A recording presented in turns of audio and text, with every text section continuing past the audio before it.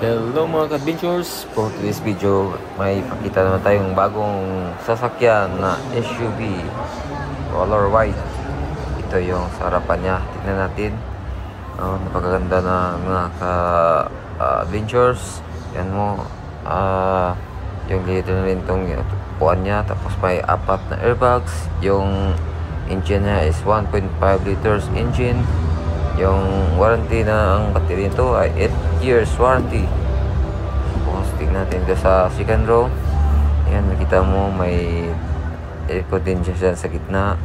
Tapos saksaka ng tapos pwede ito mabuksan sa taas yung roofing. Napaganda na ganito.